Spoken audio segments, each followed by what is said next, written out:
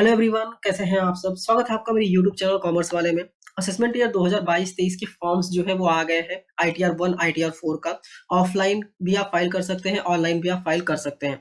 But सबसे बड़ा सवाल ये आता है कि क्या हमें अभी अपना इनकम टैक्स का रिटर्न फाइल करना चाहिए या नहीं, क्योंकि अभी 20 अप्रैल हो रहे हैं और अप्रैल का महीना भी अभी कंप्लीट हुआ नहीं है। तो क्या हम ITR फाइल कर सकते हैं? तो अगर नहीं करेंगे या फिर कर लेंगे तो क्या क्या प्रॉब्लम्स हो सकती हैं। तो बेसिकली अगर आप देखेंगे, अगर आपका टीडीएस नहीं कट होता है, अगर आपका टीडीएस डिडक्ट नहीं होता है, तो आप अपना इनकम टैक्स का रिटर्न फाइल कीजिए, कोई भी प्रॉब्लम नहीं है, आप अपना रिटर्न फाइल कर सकते हैं अगर आप ITR 1 या फिर ITR 4 फाइल कर रहे हैं तो।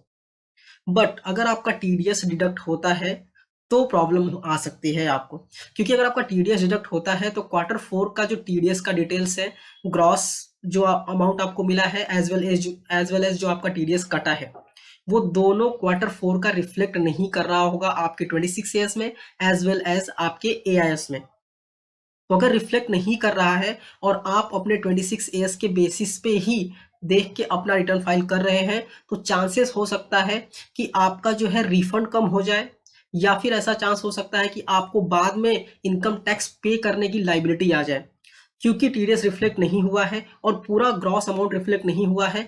तो आगे जो कॉन्सिक्वेंसेज होंगे आपके टीडीएस रिफ्लेक्ट होने के बाद, तो आपका डिमांड भी आ सकता है या फिर आपका रिफंड जो है वो बढ़ सकता है। अभी नेक्स्ट सवाल ये आता है, तो कब फाइल करना चाहिए, क्योंकि सबका सवाल मेजर यही है कि हमें फाइलिंग कब करना चाहिए अपना इनकम टैक्स का रिटर्न अगर आपका टीडीएस डिडक्ट होता है। तो मैंने मेरे प्रीवियस वीडियो में बताया था, जब मैंने आपको ये बताया था कि ITR 1 आपको कैसे अपलोड करना है, लाइव अपलोडिंग बेसिकली यहाँ पे करके दिखाया था कि आपको एरर फ्री रिटर्न्स कैसे फाइल करने हैं। यहाँ आई बटन पे लिंक किया है, आप चाहिए तो देख सकते हैं। ITR 1 मैंने बताया हुआ है। बट मैंने उस वीडियो में भी बोला था कि अगर आपका टीडीएस डिडक्ट होता है तो रिटर्न फाइल मत कीजिए, अगर नहीं होता है तो कर लीजिए। कैसे करना है वो बता दिया था मैंने आपको। अभी सवाल ये आता है कि कब करना है। तो बेसिकली टीडीएस रिटर्न का क्वार्टर 4 के टीडीएस रिटर्न का जो ड्यू डेट है वो है 31 मई 2022। तो 31 मई 2022 के बाद आपका टीडीएस रिफ्लेक्ट होगा, क्योंकि रिटर्न जो है अगर वो रिटर्न पहले कर देगा तो रिफ्लेक्ट हो जाएगा। अगर रिटर्न एज ऑन 31 मई तक करेंगे तो आपका 31 मई को रिटर्न फाइल किया तो कम से कम 1 से 2 हफ्ता लेता है कि वो अपडेट हो जाए आपके 26 ईयर्स में या फिर आपके एआईएस में। अगर आप सैलरीड पर्सन हैं या फिर आपको अगर फॉर्म 16 रिक्वायर्ड रहता है, तो फॉर्म 16 बेसिकली जो इशू करेगा आपका एम्प्लॉयर है या फिर जिसने टीडीएस डिडक्ट किया है, उसका ड्यू डेट है बेसिकली 15 जून। दैट मीन्स 15 जून मतलब कम से कम 15 दिन वो लोग लेते हैं फॉर्म 16 को देने के लिए, ताकि आप अपना रिटर्न जो है प्रॉपर्ली फाइल कर सकें और आपका वो जो डिटेल है वो आपके 26 ईयर्स और एआईएस में भी रिफ्लेक्ट करता है।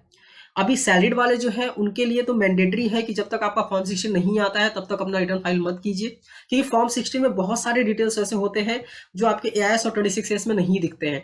तो अगर आप सैलरीड पर्सन है तो डेफिनेटली आपका जब फॉर्म 16 आपके हाथ में आ जाएगा जिसमें पूरे साल का डिटेल्स रहता है, तो अपना रिटर्न जो है वो फाइल करें। तो आई होप आपके ये डाउट जो है वो क्लियर हो गया होगा, रिटर्न कब फाइल करना चाहिए कब नहीं फाइल करना चाहिए। फिर भी अगर कोई डाउट है तो डेफिनेटली आप कमेंट करके पूछ सकते हैं। तो मैं लास्ट में बता देता हूँ, आप का अगर टीडीएस डिडक्ट होता है तो डेफिनेटली अगर 15 जून के बाद आप रिटर्न फाइल करेंगे तो बहुत ज़्यादा अच्छा रहेगा।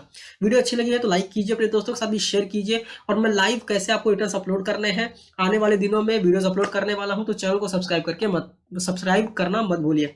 Thank you for watching and all the best.